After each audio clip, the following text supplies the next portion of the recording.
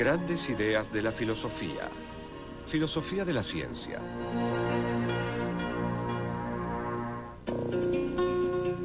La filosofía de la ciencia es el estudio crítico de la ciencia y el razonamiento científico. Se ocupa de preguntas como: ¿puede la ciencia explicar el mundo o tan solo lo describe? ¿Existe la ciencia verdaderamente objetiva? ¿Cuál es el límite entre la ciencia y la no ciencia? ¿Existen las leyes de la naturaleza? ¿En qué se diferencia la ciencia de otros campos de desarrollo humano como el arte, el derecho o la religión? A los filósofos de la ciencia les interesa la ciencia. ¿Qué son las ciencias? ¿Cómo se relacionan entre sí? ¿Cuáles son los resultados de la ciencia? ¿Qué hacen los científicos y demás? Por ejemplo, dentro de la biología realizamos diversos tipos de distinciones.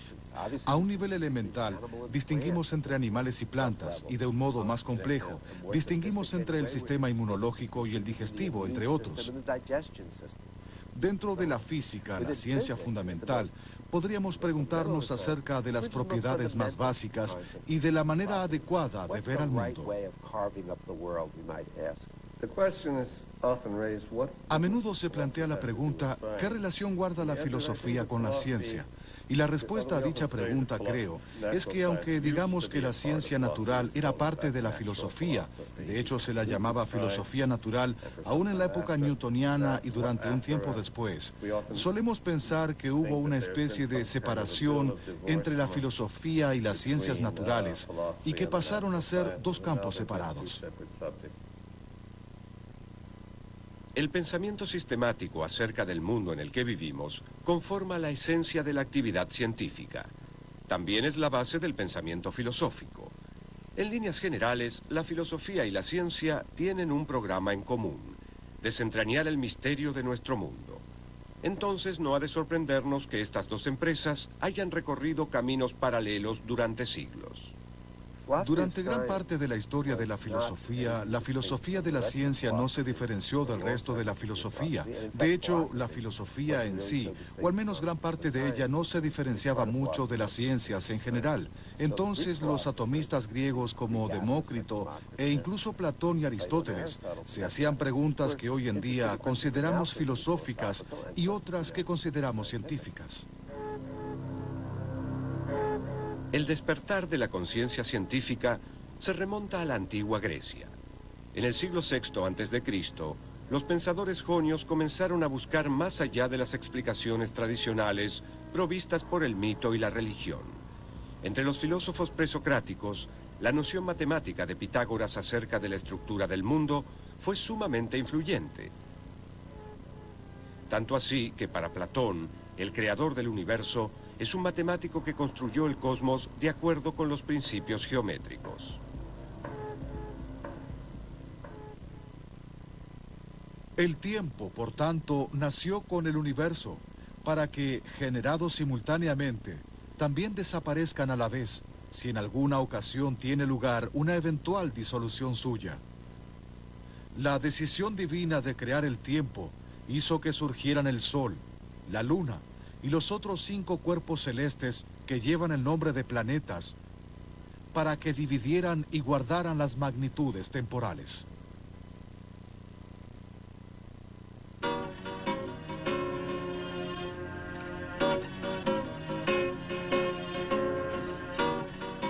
De todos los pensadores griegos que contribuyeron al desarrollo del conocimiento científico, Aristóteles fue quien marcó el rumbo de la ciencia occidental.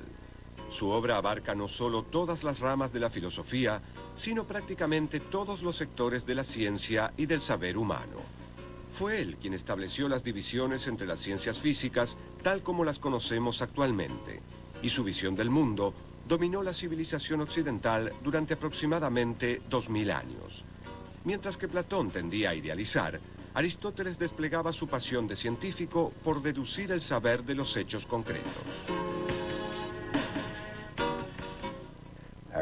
Aristóteles estaba interesado en los diferentes tipos de organismos biológicos que existen, cómo se relacionan entre sí, cómo se reproducen, cómo duermen, cuánto tiempo duermen, y también estaba interesado en preguntas filosóficas, tales como ¿cuál es la causa última de sus movimientos? ¿Por qué hay animales sobre la faz de la Tierra? Y por supuesto, también estaba interesado en preguntas filosóficas mucho más generales, como por ejemplo, ¿cuáles son las principales categorías de la existencia?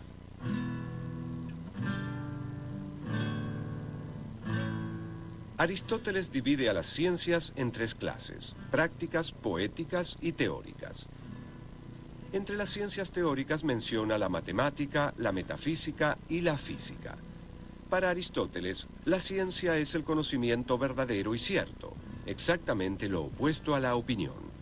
En su analítica posteriora, Aristóteles aplicó el rigor de la lógica, una disciplina creada esencialmente por él para formular un proceso metodológico a fin de adquirir conocimiento científico. Él sostenía que solo podemos comprender el mundo procediendo de manera deductiva a partir de principios primeros para alcanzar conclusiones incontrovertibles. La predilección del científico por inferir conclusiones particulares a partir de reglas generales tiene sus orígenes en Aristóteles. El razonamiento inductivo pasó a un segundo plano respecto del pensamiento deductivo. En realidad, la inducción no jugó un papel muy importante debido a la idea equivocada de Aristóteles de que la inducción era un sostén provisorio y que cuando uno descifrara qué estaba sucediendo, era posible encontrar ciertos principios a priori a partir de los cuales se podría aplicar la deducción. El énfasis aristotélico en la lógica deductiva dominó la ciencia occidental durante siglos e influyó profundamente sobre diferentes pensadores como Euclides de Alejandría, uno de los matemáticos más importantes del período clásico. El método axiomático euclidiano, inspirado en la lógica aristotélica, apuntaba a reducir todos los enunciados de la geometría a ciertas hipótesis básicas y establecer una norma para la metodología científica que habría de permanecer vigente durante siglos. Las leyes de la naturaleza no son sino pensamientos matemáticos de Dios.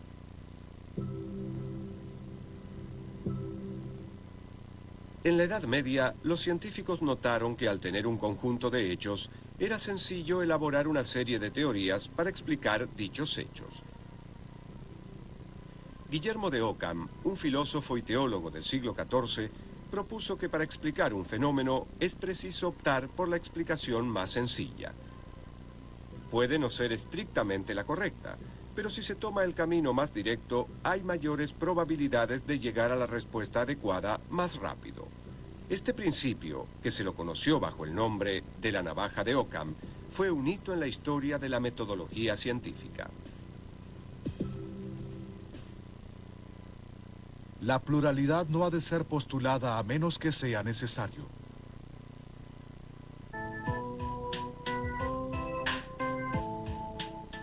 Después de que Tomás de Aquino lograra integrar a Aristóteles dentro de la ortodoxia oficial de la Iglesia Católica en el siglo XIII, el pensamiento científico se vio cada vez más dominado por el aristotelismo escolástico, que resaltaba las cualidades particulares de las cosas individuales.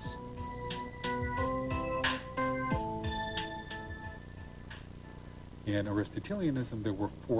el aristotelismo había 4 elementos: tierra, agua, aire y fuego. Cada uno de ellos tenía una naturaleza propia que les otorgaba ciertas propiedades innatas. El agua era húmeda y fría. La tierra era seca y fría. La tierra era pesada por naturaleza. El fuego era liviano por naturaleza. Y entonces, ese tipo de propiedades, el frío, la humedad, la sequedad, su peso, su liviandad, simplemente se explicaban a través de su naturaleza innata, lo que se conocía como forma sustancial, y no se daban mayores explicaciones. Simplemente eran así por naturaleza, y esa era la única explicación que podía darse respecto de su comportamiento. Luego, en el siglo XIV, los textos clásicos que habían desaparecido de Occidente por siglos comenzaron a reaparecer y encendieron la llama del saber y el descubrimiento que caracterizó al Renacimiento.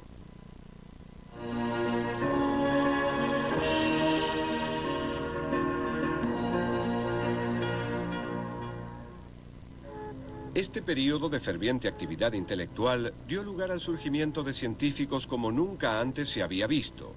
Entre ellos podemos mencionar a Nicolás Copérnico, Johannes Kepler y Galileo Galilei, quienes instauraron una nueva visión de la realidad, una metodología científica sumamente crítica y una forma innovadora de pensar acerca del cosmos.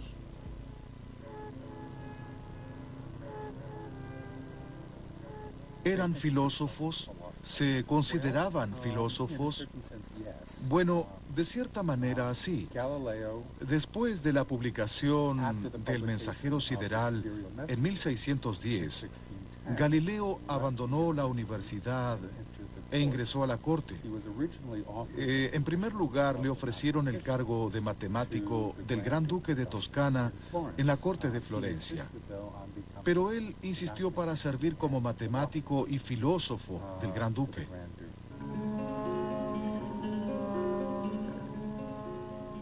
Copérnico revolucionó el mundo al proponer que el Sol, y no la Tierra, era el centro de nuestro sistema solar.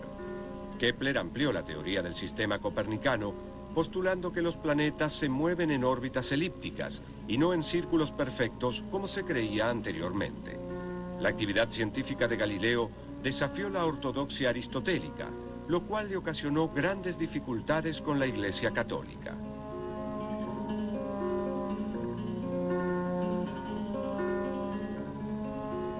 Es probable que el relato de que Galileo arrojaba objetos de la Torre de Pisa sea apócrifo, pero es cierto que Galileo realizaba experimentos que contradecían las enseñanzas de Aristóteles de que los objetos más pesados caían a mayor velocidad que los más livianos. Al enfatizar en sus datos la cantidad por encima de las cualidades particulares de los objetos que observaba, Galileo introdujo una noción radicalmente nueva. La ciencia debe basarse en la medición. Este hecho puso a la matemática en la primera plana de la actividad científica.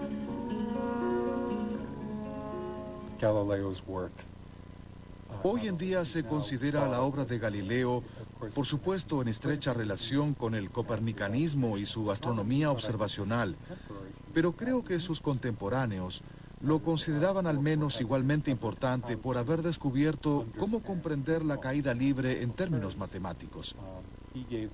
Dio la primera explicación matemática sobre la caída de los cuerpos pesados y sobre el movimiento de los proyectiles, lo cual fue muy sorprendente. Hoy en día, estos son temas muy simples para todos los que asisten a la escuela secundaria, pero en esa época eran descubrimientos verdaderamente extraordinarios. La filosofía está escrita en este grandísimo libro que continuamente está abierto ante nuestros ojos, el universo, pero no puede entenderse si antes no se procura entender su lengua y conocer los caracteres en los cuales está escrito. Este libro está escrito en lengua matemática y sus caracteres son triángulos, círculos y otras figuras geométricas, sin las cuales es totalmente imposible entender humanamente una palabra y sin las cuales nos agitamos vanamente en un oscuro laberinto. El filósofo inglés Francis Bacon sentó las bases del método científico moderno y contribuyó fundamentalmente a catalizar la revolución científica que tuvo lugar tiempo después. Según Bacon, la verdad se obtiene solamente a través del experimento. La misión del científico es la de impulsar el progreso descubriendo la evidencia que sirve para respaldar o refutar una proposición. Formuló una manera totalmente nueva de interrogar al mundo.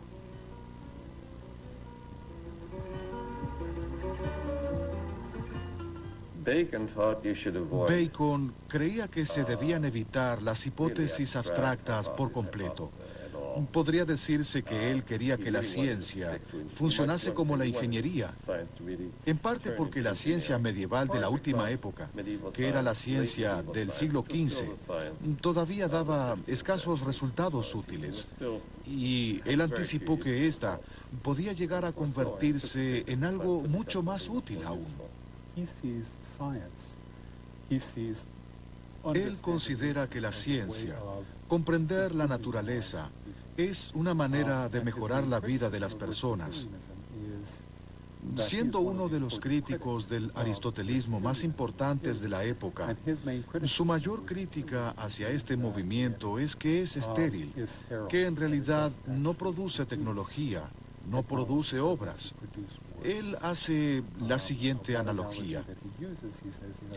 La filosofía de la que se habla hoy en día es como los jóvenes, mucho parloteo y ninguna obra. En realidad, no produce nada.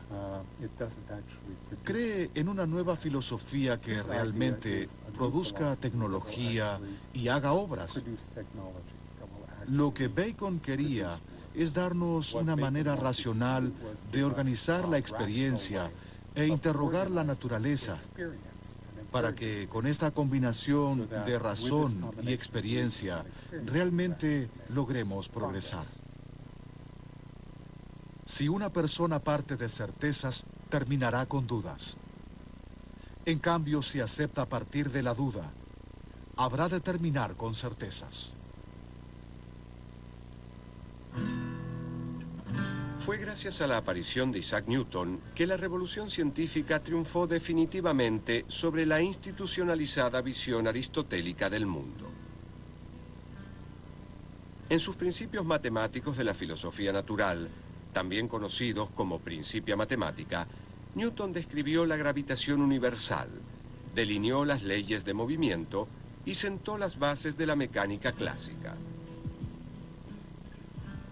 Sus 4 reglas del razonamiento marcaron un hito en la evolución del método científico. Estas reglas sostienen: no admitir más causas que las que son verdaderas y bastan para la explicación de los fenómenos. En cuanto sea posible, adscribir las mismas causas a idénticos efectos naturales. Considerar como propiedades de todos los cuerpos aquellas que no pueden ser aumentadas ni disminuidas y que se encuentran en todos los cuerpos en que es posible experimentar, pues las propiedades de los cuerpos no se conocen más que por experimentación. En filosofía experimental, tener por verdaderas las proposiciones inferidas por inducción a partir de los fenómenos.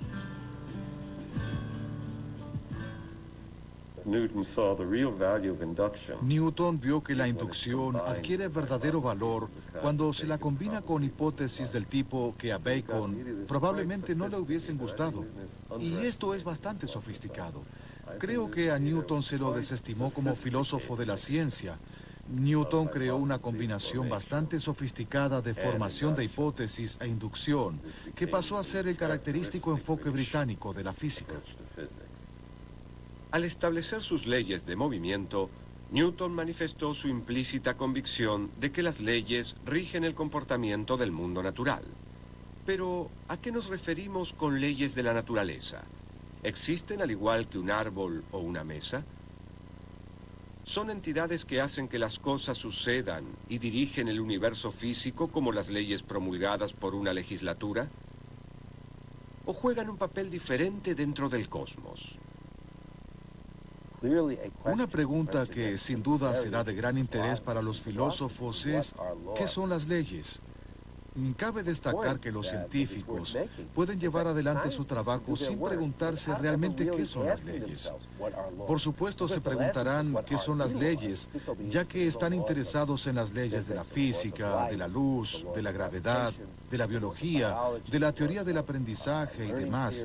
Pero pueden investigar y descubrir estas leyes, o al menos hacer conjeturas sobre lo que las mismas pueden ser, sin haber respondido nunca a la pregunta ¿qué es una ley? Desde que Aristóteles declaró que es necesario conocer las primeras causas, una de las leyes fundamentales de la ciencia fue la de la causalidad, la noción de que siempre que se produce un cambio en el estado del mundo, algo tiene que haberlo ocasionado. Sin embargo, el filósofo escocés David Hume planteó que no existe evidencia irrefutable de que dicha causalidad sea una característica propia de este mundo. Asumimos que al arrojar una moneda, esta caerá al suelo porque ello es lo que ocurrió siempre en el pasado. pero que algo haya ocurrido en el pasado no es garantía de que ello vuelva a suceder en el futuro. Hume sostenía que el razonamiento inductivo que parte de la experiencia no manifiesta una ley de la naturaleza, sino un hábito de la mente. Si la causalidad no existe, la ciencia se encuentra en graves problemas. Entonces, ¿cómo utilizar hechos para respaldar una teoría científica si no se puede inferir una relación causal entre los mismos?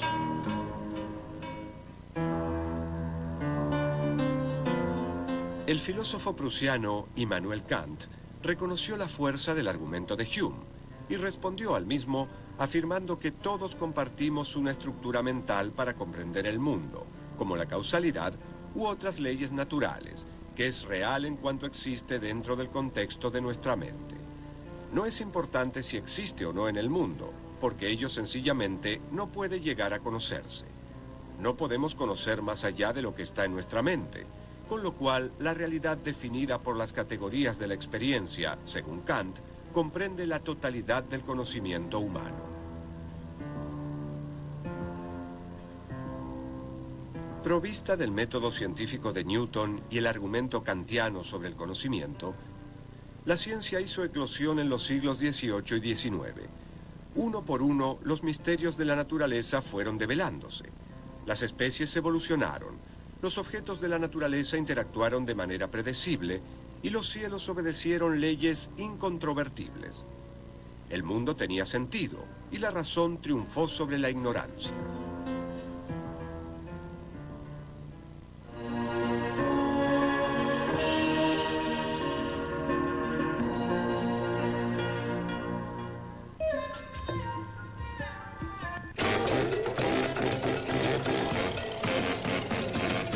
Canal A. Hay otra televisión.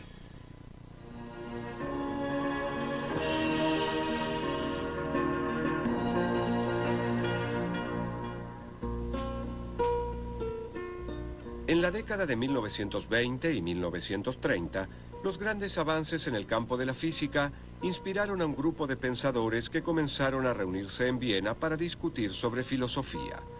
A este grupo se lo conoció bajo el nombre del Círculo de Viena y dio origen al positivismo lógico, un movimiento que sostenía que el único discurso que tenía sentido era el científico. Si se deseaba afirmar algo sobre el mundo, debía haber alguna experiencia sensible a la cual remitirse para demostrar que el reclamo en cuestión era verdadero. A este concepto se lo denominó principio de verificación o verificacionismo. Rudolf Carnap, Maurice Schlick y Otto Neurath eran los principales miembros del Círculo de Viena, que era frecuentado por muchas eminencias. Einstein, Kurt Gödel, un gran matemático y lógico, y también Wittgenstein, solían visitarlo frecuentemente. Y estas personas estaban muy interesadas en saber cómo o hasta qué punto la ciencia podía conocer acerca del mundo y cuáles eran las bases de la misma. También estaban muy interesados en saber si había o no una unificación de todas las ciencias.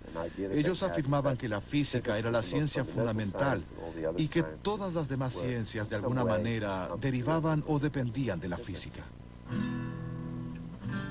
Como con el tiempo se comprobó que el principio de verificación era tan riguroso que llegó a poner en duda a la propia ciencia, el movimiento dio lugar a un renovado interés por las teorías de la confirmación que intentaban incorporar el razonamiento inductivo o algo similar al campo de la ciencia. Algunos filósofos, como Peter Strawson, sostuvieron que la inducción no debía hacerse pasar por la deducción para ser considerada válida. Él creía que existía un principio de uniformidad en la naturaleza. Este principio nos asegura que debido a que el Sol salió en el pasado, podemos inferir razonablemente que lo volverá a hacer en el futuro.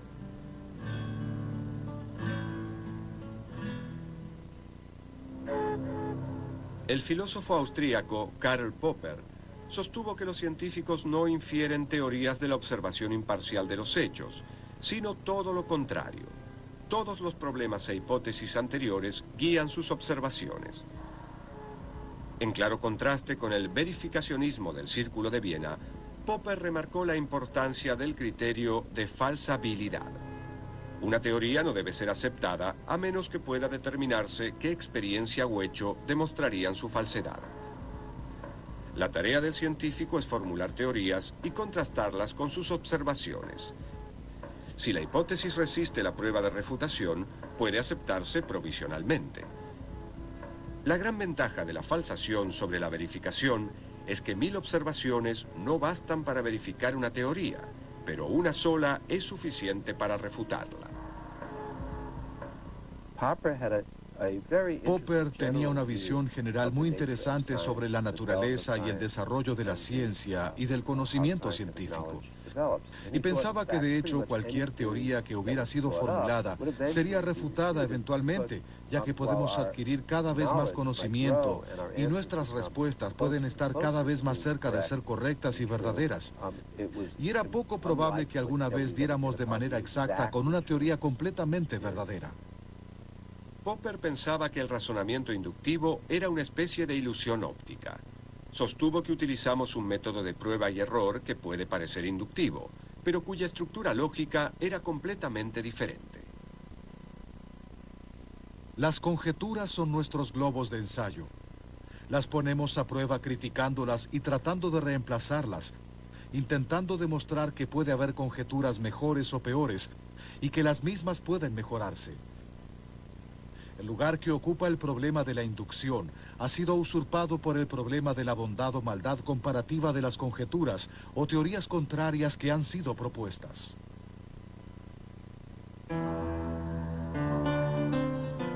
El filósofo estadounidense Nelson Goodman argumentó contra la existencia de la lógica inductiva formal. Su obra, Nuevo enigma de la inducción, intentó demostrar que para cada hipótesis confirmada por la evidencia, existe un número infinito de hipótesis alternativas que son contradictorias con la primera, pero que también podrían ser confirmadas por dicha evidencia. En otras palabras, una teoría nunca puede confirmarse por medio de la observación. En un artículo publicado en 1947, Nelson Goodman, un filósofo maravilloso, relacionó las leyes con la inducción de un modo extraordinario. Y hoy en día, este tema es frecuentemente abordado, sugiriendo que las únicas hipótesis que pueden ser proyectadas de manera inductiva son las hipótesis tipo ley. Es decir, las hipótesis que se asemejan a las leyes en otros aspectos, además de sus características sintácticas. Una manera de rescatar a la inducción es dejar de querer alcanzar la certeza de la deducción y en lugar de ello, luchar por lograr la probabilidad estadística. La teoría de la confirmación bayesiana, que recibió su nombre en honor al matemático inglés del siglo XVII, Thomas Bayes, es un método de inferencia estadística que combina el sentido común y la evidencia observacional para posibilitar la inducción dentro de un mundo incierto. Es un modelo de realidad en el que se prefiere utilizar el concepto probablemente en lugar de siempre.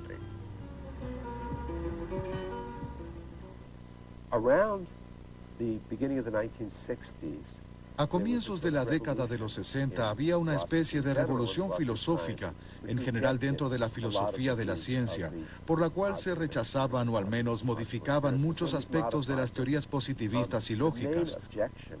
La principal objeción que se hacía en ese momento era que los filósofos de la ciencia de la época no tomaban a la historia de la ciencia y a la práctica real de los científicos en sus laboratorios y sus estudios con la seriedad del caso.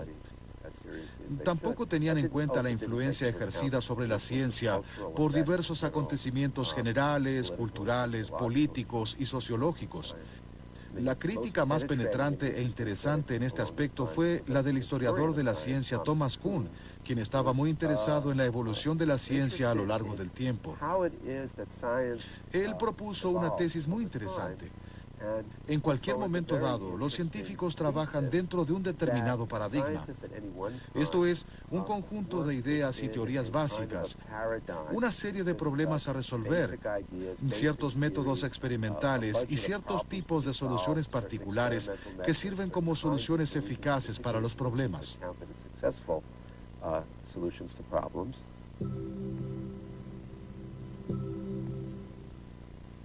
Kuhn enfatizó la importancia del contexto histórico y social dentro de la actividad científica. Se preguntaba por qué en un momento dado de la historia algunas teorías se aceptaban mientras que otras no. Para encontrar la respuesta a dicha pregunta, Kuhn creó la noción de paradigma. Según Kuhn, un paradigma es una descripción científica del mundo que es generalmente aceptada y provee un modelo de investigación.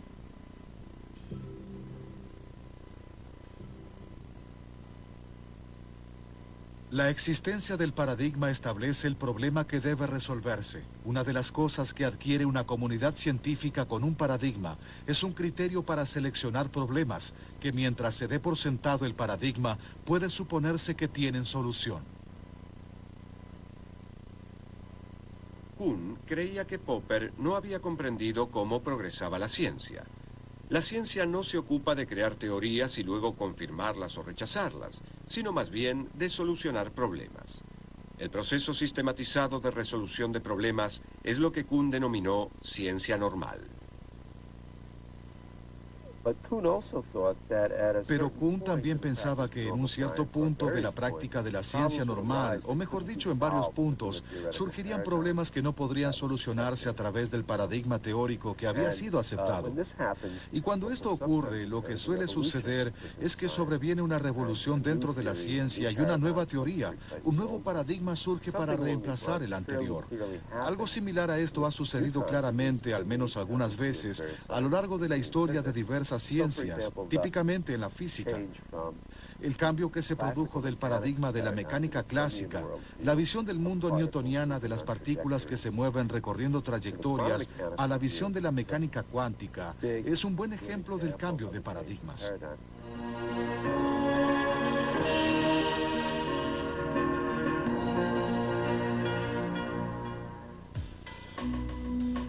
El siglo XX estuvo dominado por dos hallazgos en el campo de la física cuya rareza fascinó a los filósofos: la mecánica cuántica y la relatividad. Einstein estaba trabajando en una oficina de patentes de Berna cuando en 1905 expuso su teoría de la relatividad especial o restringida, una teoría que sostenía que no existe ningún sistema privilegiado de referencia. Dentro de la idea de naturaleza de Einstein, solo existe el movimiento relativo. Es imposible situar en forma objetiva un fenómeno cualquiera en el espacio y en el tiempo. Luego, en su teoría de la relatividad general, Einstein intentó unificar bajo un mismo principio la inercia y la gravedad, dos fuerzas de la naturaleza que se habían mantenido separadas desde el advenimiento de la física newtoniana. No es que se haya descartado a la física newtoniana, sino que la misma fue reemplazada. Las implicancias de la teoría de Newton todavía pueden ser aceptadas en su mayoría, pero la teoría de Einstein trajo consecuencias experimentales nuevas que se ajustan mejor a los experimentos reales. Y, de hecho, una de las consecuencias de la teoría de Einstein comprende un momento especial en la historia de la física. La teoría de la relatividad general de Einstein predijo que la luz que viaja cerca de un cuerpo tan pesado como el Sol sufriría los efectos de la gravedad. La teoría de Newton no postulaba esto, y en la década de 1920, Sir Arthur Eddington organizó la observación de un eclipse solar en la que habría de medirse si realmente la luz de las estrellas lejanas se desviaba al pasar cerca del Sol. Y de hecho descubrieron que los resultados se acercaban más a lo propuesto por la teoría de Einstein que la de Newton.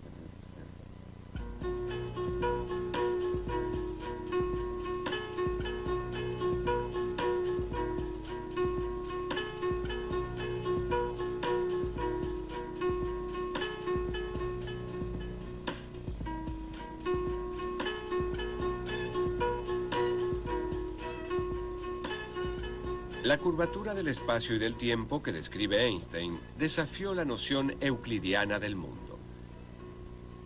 Casi de la noche a la mañana, las nociones clásicas de espacio, tiempo, materia y movimiento pasaron a ser obsoletas. Había surgido un nuevo paradigma con implicancias que trascendieron el campo de la física.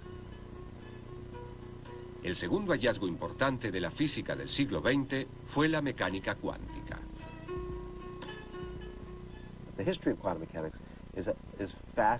La historia de la mecánica cuántica es fascinante y dramática a la vez. La teoría se desarrolló por etapas a comienzos del siglo XX. Uno de los principales problemas que los físicos debieron enfrentar en esta época fue cómo pensar acerca del átomo. En un principio, al átomo se lo consideraba como una especie de sistema planetario en miniatura, con el núcleo en el centro y los electrones orbitando alrededor del átomo. Pero la teoría de la luz de Maxwell predijo que si una carga eléctrica se mueve de la manera en que los electrones se mueven alrededor del átomo, entonces debería irradiar luz. Y al irradiar luz, debería perder algo de su movimiento y eventualmente caer dentro del núcleo del átomo. Por supuesto, si así es como se comportan los átomos, entonces el universo habría de colapsar. Y queda claro que ello no sucede. Con lo cual, algo estaba equivocado.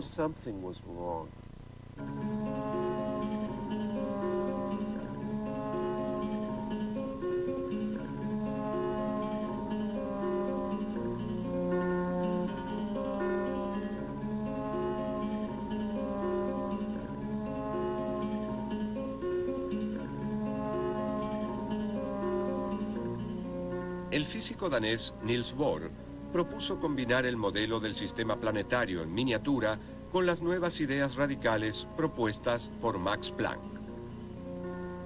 Planck sugirió que los electrones existen a niveles de energía fijos que están a una distancia fija del núcleo.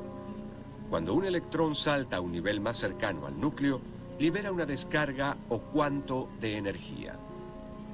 Cuando el átomo absorbe un cuanto de energía, el electrón se aleja del núcleo.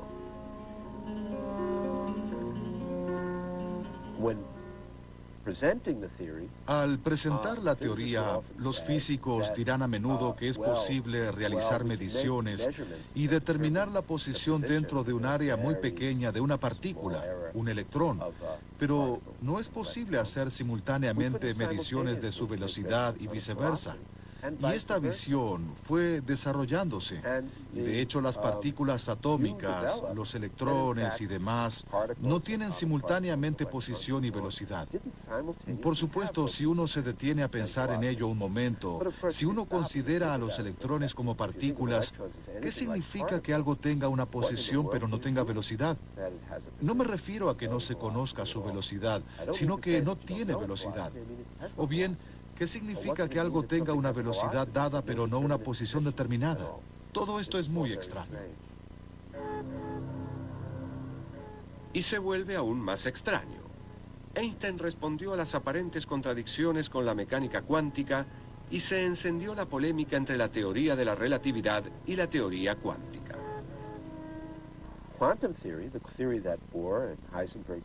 La teoría cuántica desarrollada por Bohr y Heisenberg sostenía que podía haber electrones en situaciones fácilmente reproducibles en las que dichos electrones en sí no tenían posiciones y velocidades determinadas, sino que sus posiciones y velocidades estaban interrelacionadas. ¿Qué significaba esto? Bueno, dada la visión instrumental que Bohr tenía sobre la mecánica cuántica, quería decir que si se realizaba cierta medición y se obtenía cierto resultado de este electrón, ello nos diría qué resultado se debería obtener al realizar una medición en aquel electrón, ya sea de su velocidad o de su posición. Y Einstein dijo, si al medir este electrón modifico el hecho de que no tenga una posición determinada a que sí la tenga, y ello a su vez hace que otro que no tenía una posición determinada pase a tenerla sin que yo intervenga en absoluto, debe ser que dicho cambio se produce instantáneamente y a través del espacio. Y Einstein creía que eso era absurdo. Pensaba que de hecho ello violaría su teoría de la relatividad especial. Entre los aspectos característicos de la teoría cuántica se encuentra la noción de que dos objetos que están en diferentes posiciones pueden interactuar simultáneamente. Un efecto que Einstein denominó acción fantasmal a distancia. También desarrolló la noción de superposición, el principio según el cual, mientras no se pueda observar un objeto, el mismo se encuentra en todos los estados posibles de manera simultánea. El acto de la observación es lo que hace que un objeto esté limitado a una sola posibilidad. Una vez dije que existen muchas interpretaciones sobre la mecánica cuántica. Cada una de ellas recibe el apoyo de su creador y 6 amigos suyos. Y me han dicho que mencionar 6 es ser demasiado optimista.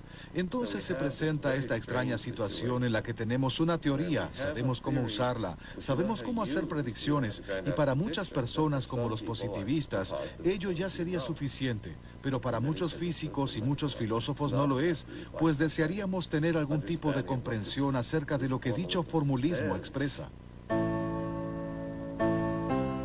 El debate entre estos dos sistemas radicalmente diferentes, el físico y el metafísico, todavía permanece encendido.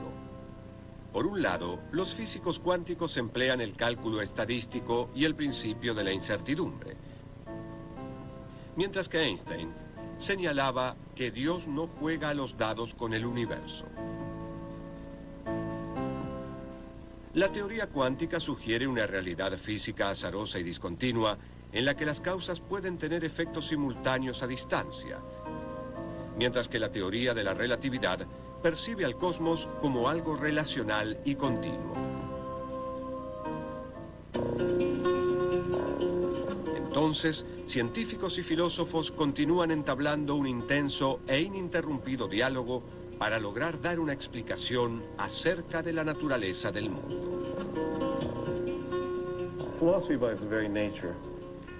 Por su propia naturaleza, la filosofía se ocupa de temas que no son considerados ciencia todavía, o que parecen ser intrínsecamente algo diferente a la ciencia, tal como la ética o la estética, o que se elevan a lo que a veces denominamos un metanivel, con cuestiones de metodología, niveles de significación y demás.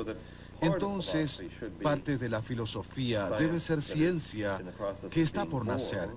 La filosofía funciona como una cuna para las ciencias del mañana. ¿Por qué ciertas personas se dedican a ser filósofos? Porque están interesadas en demasiadas cosas, al menos esa es mi experiencia personal. Entonces a uno le interesa la cultura griega, pero también la matemática, la física y la historia. Y luego uno descubre que al hacer filosofía es posible estar interesado en todos estos campos y trabajar en ellos, porque todos ellos tienen su base y todas estas áreas de interés intelectual son áreas en las que es posible hacer preguntas filosóficas, tales como ¿cuál es el objeto de estudio? ¿Cómo investigamos acerca del mismo? ¿Cuáles son los conceptos y las expresiones de las nociones centrales de dicho tema? Y lo mismo se aplica a la filosofía de la ciencia.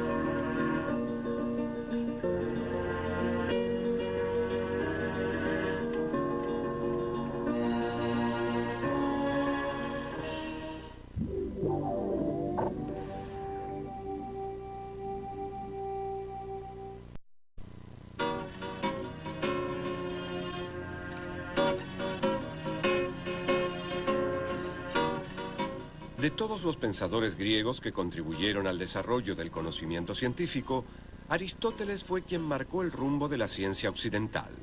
Su obra abarca no solo todas las ramas de la filosofía, sino prácticamente todos los sectores de la ciencia y del saber humano. Fue él quien estableció las divisiones entre las ciencias físicas tal como las conocemos actualmente, y su visión del mundo dominó la civilización occidental durante aproximadamente 2000 años. Mientras que Platón tendía a idealizar, Aristóteles desplegaba su pasión de científico por deducir el saber de los hechos concretos. Aristóteles estaba interesado en los diferentes tipos de organismos biológicos que existen, cómo se relacionan entre sí, cómo se reproducen, cómo duermen, cuánto tiempo duermen. Y también estaba interesado en preguntas filosóficas, tales como ¿cuál es la causa última de sus movimientos? ¿Por qué hay animales sobre la faz de la Tierra? Y por supuesto, también estaba interesado en preguntas filosóficas mucho más generales, como por ejemplo, ¿cuáles son las principales categorías de la existencia?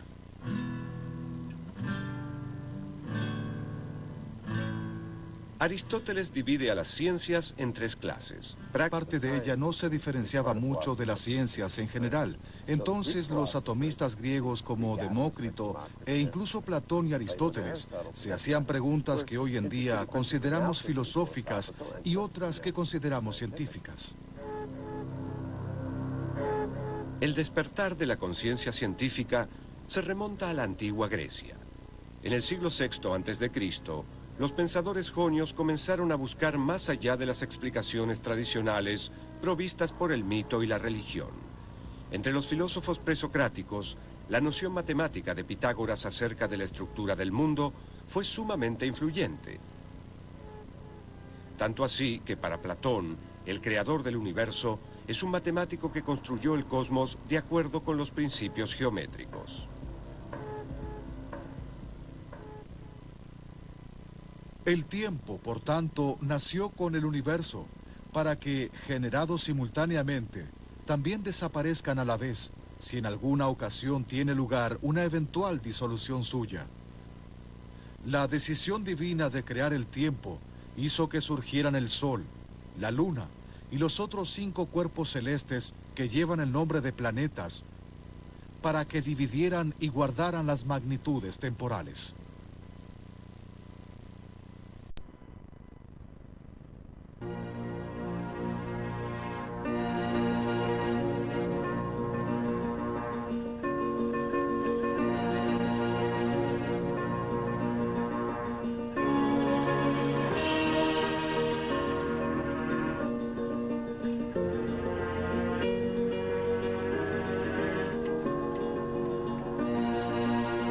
Grandes ideas de la filosofía.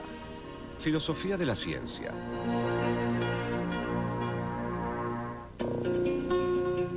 La filosofía de la ciencia es el estudio crítico de la ciencia y el razonamiento científico. Se ocupa de preguntas como: ¿puede la ciencia explicar el mundo o tan solo lo describe? ¿Existe la ciencia verdaderamente objetiva? ¿Cuál es el límite entre la ciencia y la no ciencia? ¿Existen las leyes de la naturaleza? ¿En qué se diferencia la ciencia de otros campos de desarrollo humano como el arte, el derecho o la religión? A los filósofos de la ciencia les interesa la ciencia. ¿Qué son las ciencias? ¿Cómo se relacionan entre sí? ¿Cuáles son los resultados de la ciencia? ¿Qué hacen los científicos y demás? Por ejemplo, dentro de la biología realizamos diversos tipos de distinciones.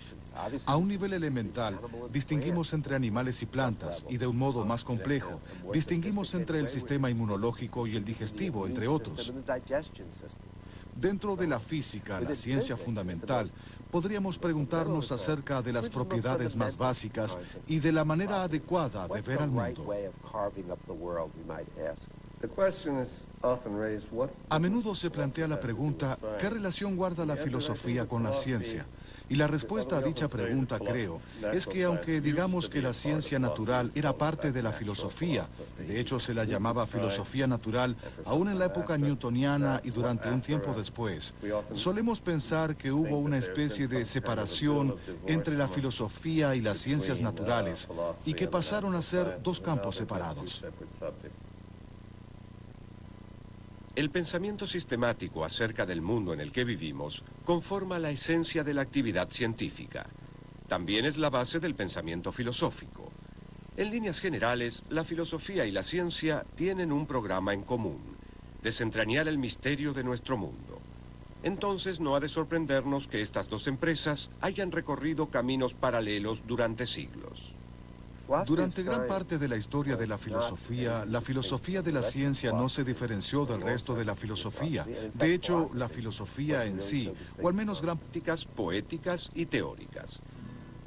Entre las ciencias teóricas menciona la matemática, la metafísica y la física. Para Aristóteles, la ciencia es el conocimiento verdadero y cierto, exactamente lo opuesto a la opinión. En su analítica posteriora, Aristóteles aplicó el rigor de la lógica, una disciplina creada esencialmente por él para formular un proceso metodológico a fin de adquirir conocimiento científico. Él sostenía que solo podemos comprender el mundo procediendo de manera deductiva a partir de principios primeros para alcanzar conclusiones incontrovertibles. La predilección del científico por inferir conclusiones particulares a partir de reglas generales tiene sus orígenes en Aristóteles. El razonamiento inductivo pasó a un segundo plano respecto del pensamiento deductivo. En realidad, la inducción no jugó un papel muy importante debido a la idea equivocada de Aristóteles de que la inducción era un sostén provisorio, que cuando uno descifrara qué estaba sucediendo, era posible encontrar ciertos principios a priori a partir de los cuales se podría aplicar la deducción. El énfasis aristotélico en la lógica deductiva dominó la ciencia occidental durante siglos e influyó profundamente sobre diferentes pensadores como Euclides de Alejandría, uno de los matemáticos más